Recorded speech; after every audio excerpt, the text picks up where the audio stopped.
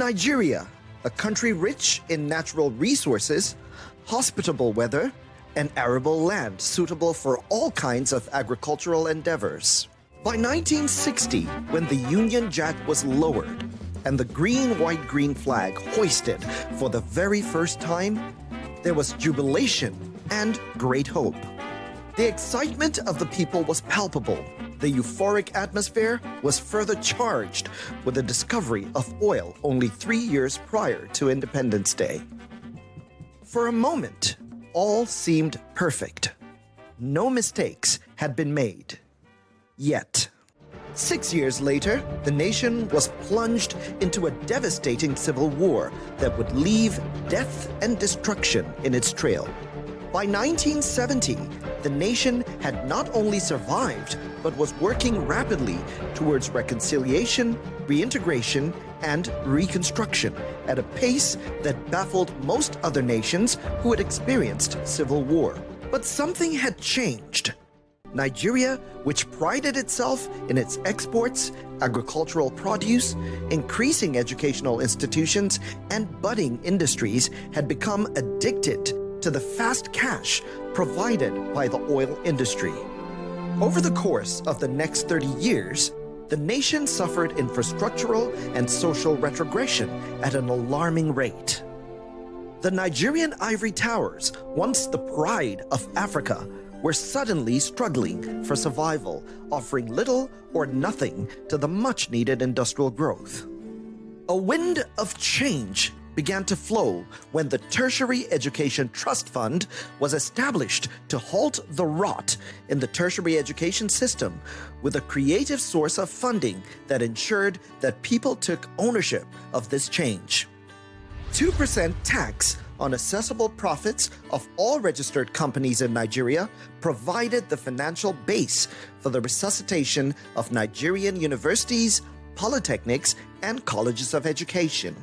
The executive secretary of TETFund, Professor Suleiman Elias Bogoro, sensed a deeper role that TETFund could play in Nigeria's economic revolution. He was uncomfortable with the status quo at the time of our national academic space. Globally, universities perform 3 strategic functions: teaching, research, and community service.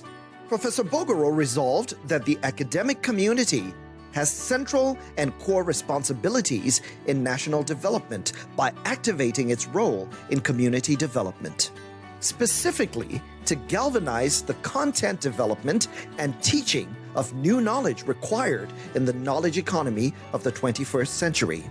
Research and development is the fulcrum for sustainable knowledge management and community development. There's no gainsaying. My passion for research and innovation is anchored on my abiding conviction that the technological and socio-economic advancement of Nigeria would continue to be as elusive as a mirage as long as we continue to pay lip service to R&D, honoring this critical endeavor more in the breach than in the observance.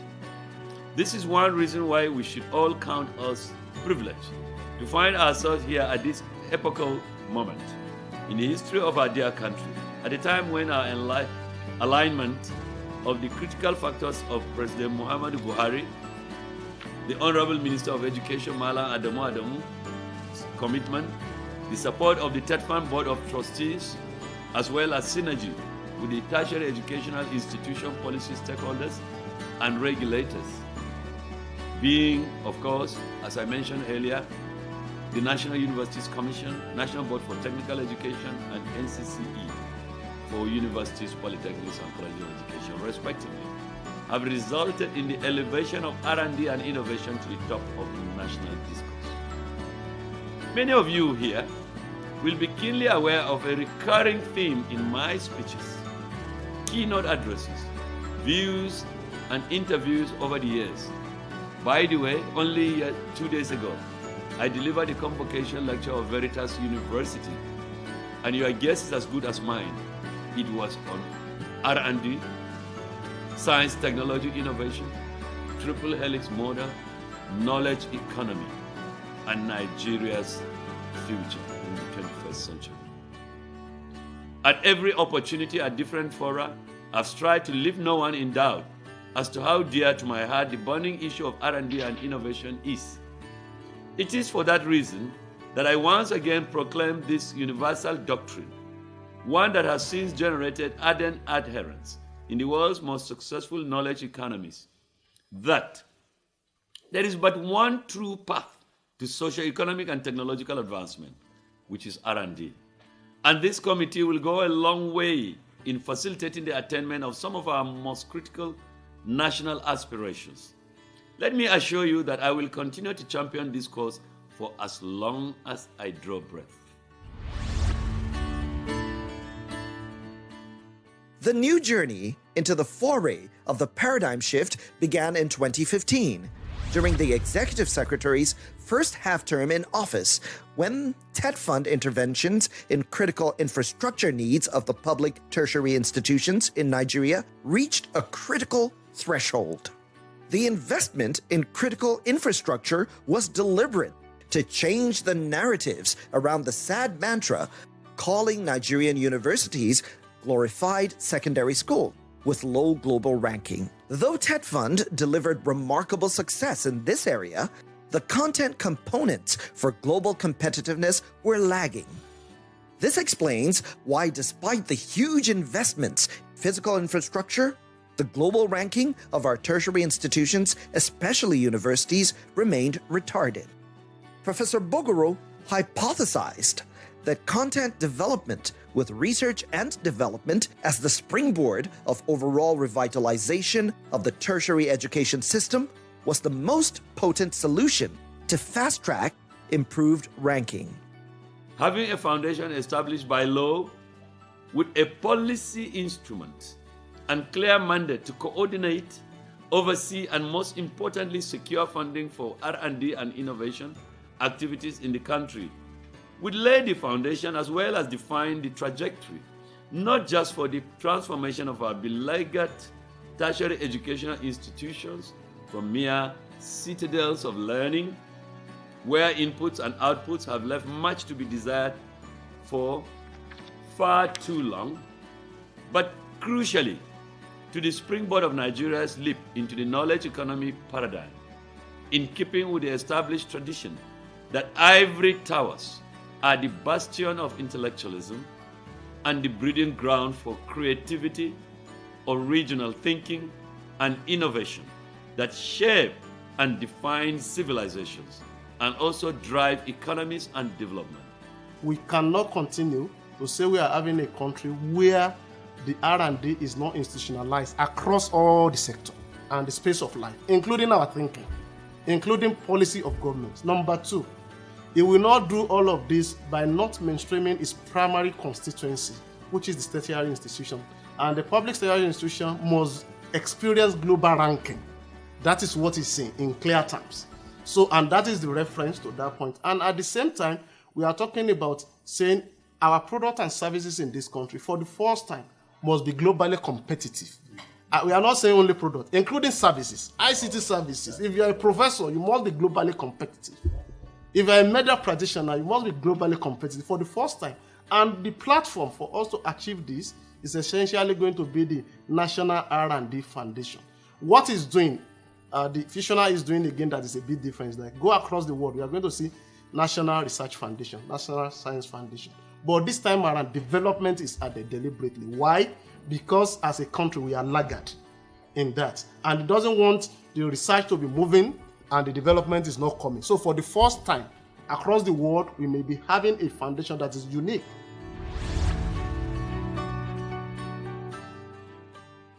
TETFund began by modeling the new culture of the paradigm shift. In 2015, the Department of Research and Development Centers of Excellence was established to coordinate R&D in Nigeria's public tertiary institutions and by extension, expanding to the country at large. Shortly after the creation of this department, Professor Bogoro was disengaged and the vision became blurred. Hence, his successors could not make progress with the big, hairy, audacious goals of the new paradigm, causing the new department to become moribund and deserted. The R&D/Centers of Excellence department breathed new life when the TETFund boss was reinstated by President Muhammadu Buhari. In a very short time, it has become the most sought after because of the strategic role that it plays in the paradigm shift. Today, the world, especially Nigeria, is very much aware of the need for research and development (R&D), which was before the ES initiative was actually a new thing. When it started in 2014, the concept of R&D was entirely a new thing, even within the academia. Today, everybody that matters is talking about the R&D Standing Committee. So we thank you for this level of awareness and for the seriousness that you've given for this initiative. Within the TETFund, we are all your mentees, and we've all embraced the paradigm shift. Content development, investment in content is the key to realization of true universities, polytechnics, and colleges of education that can compete favorably anywhere in the world. And since your return, you have been investing heavily in content, be they library, investment in libraries, investment in research, IBR, investments in applied research, as well as investments in centers of excellence. All these put together will ultimately lead to the realization of the dream of Nigeria that you do have, that Nigeria has the potential to be a knowledge-based economy that can compete favorably with any other country in the world. I'm very sure, sir, we are just some steps behind, we're just some steps away from it. The reactivated Department of Research and Development/Centers of Excellence presently manages the biggest research fund portfolio in the country within the framework of the National Research Fund and the institutional-based research. The highest number of grant awards of 128 was signed in 2019, with over 75% areas of science, technology, and innovation that will accelerate the overall socio-economic development of the country through indigenous product development for commercialization. The process of NRF administration was facilitated by the relevant Screening and Monitoring Committee. This was bolstered by the support of President Muhammadu Buhari with initial funding of 3 billion naira, which was increased to 5 billion naira in the following year, and by the President's approval of a further 50% increment to 7.5 billion naira in the 2020 budget of TETFund. This has yielded spectacular results. The number of beneficiaries of the research fund has increased to 56% on year-on-year basis from 2019 to 2020. In addition, the 50% increment in funding has resulted into additional 56% increment in value. TETFund NRF is the only source of serious research grant in the system in Nigeria now. As ES mentioned, when we started NRF, this was in 2009, we were given 3 billion, but we did not start giving out any kind of grants until 2013, because we spent quite some time to come up with what we can call national research agenda. What is our research agenda for the country?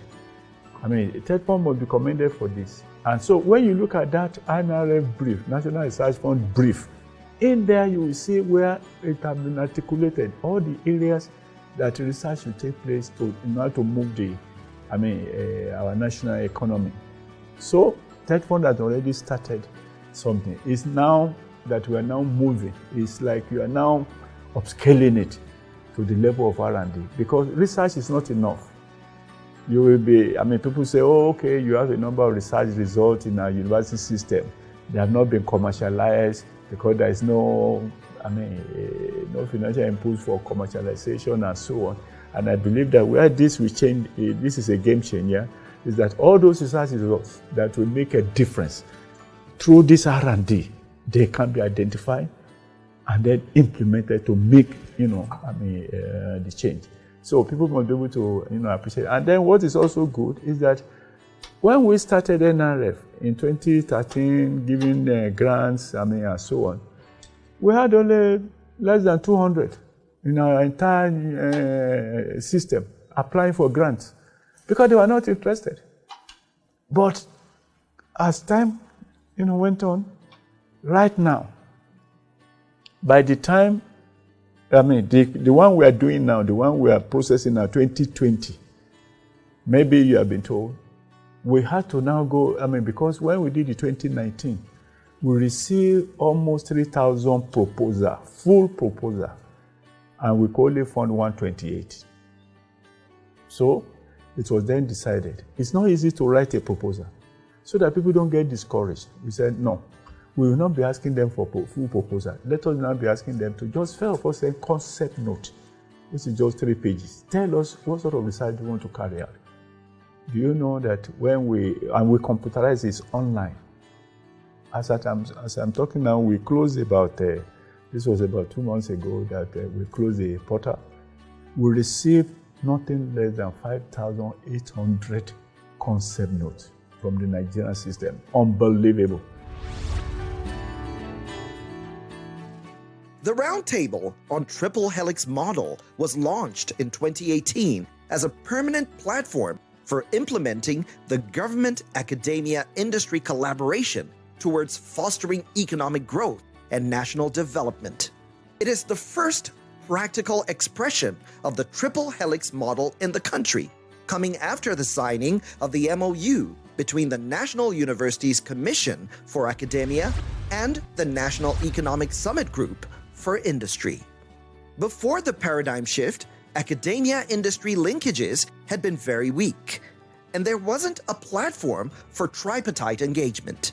Also, the higher education system had not been a full participant in the discourse on national development. The Roundtable addresses these issues and enhances collaboration between the actors for the primary objective of stimulating growth by transitioning into an innovation-led economy. To achieve this, each actor has a specific role to play. Government's role is essentially to moderate stable interactions and create the needed environment to facilitate the development of technology, which results in innovation. TETFund has pioneered the activation of this model through the establishment of the TETFund Research and Development Standing Committee, which was inaugurated in September of 2020, with 165 members of top-notch Nigerians in the academia, government, and industry. The RDSC, the way it was picked, yes, overall the academics are in the majority.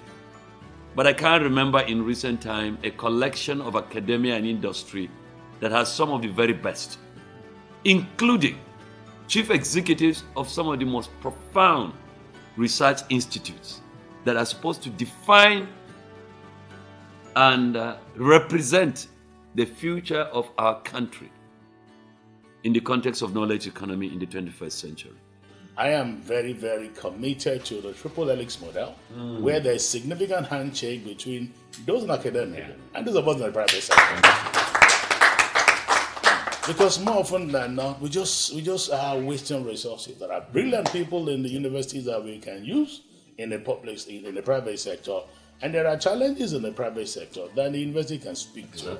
But unfortunately, because again there is no coordination effectively, there is no harnessing all of these opportunities, we either waste time or duplicate energy.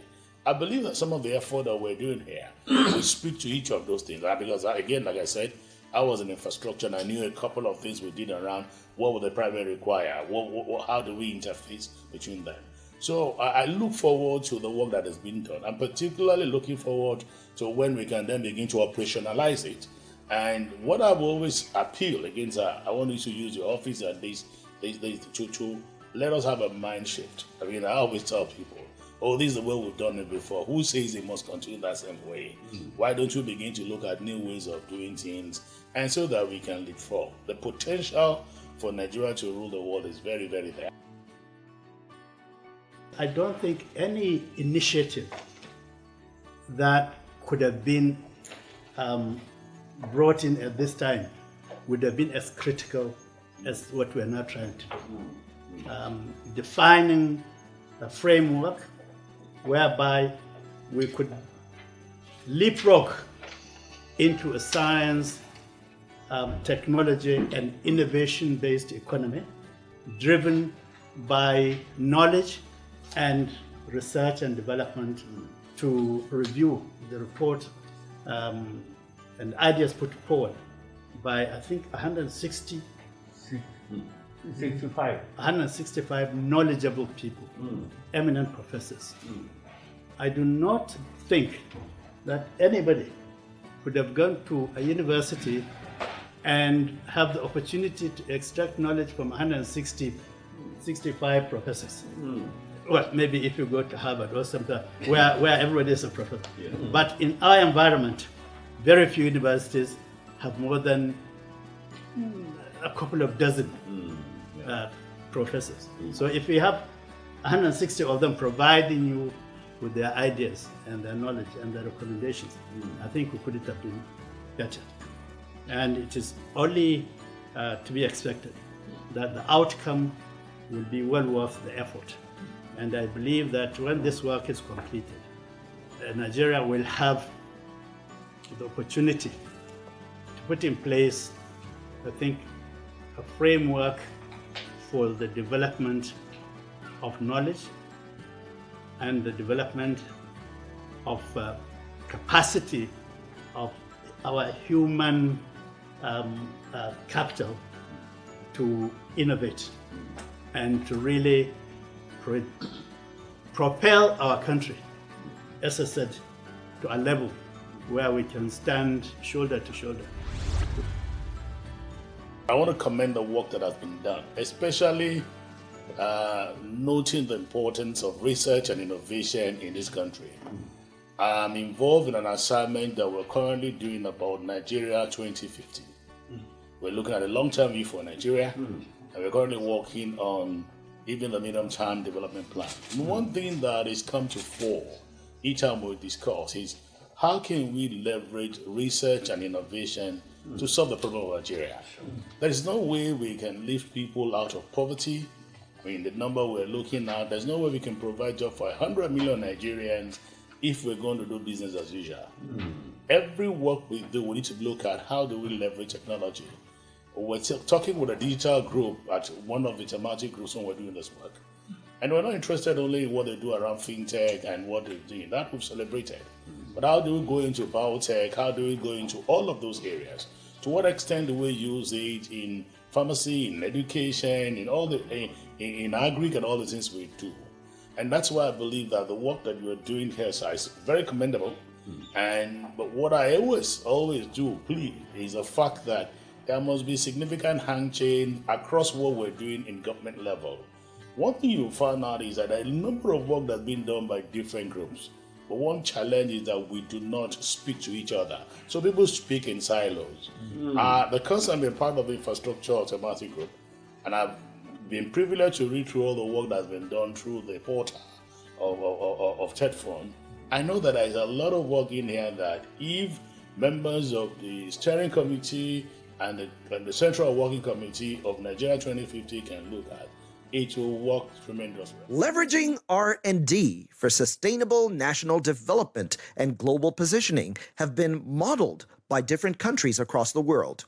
Nigeria's economic challenges and insecurity can be mitigated using R&D outcomes and outputs, as well as problem-solving research overall as a tool for a 21st century knowledge economy. We are committed to it, and we are not looking back. The moment we look back and we see you, we fire on.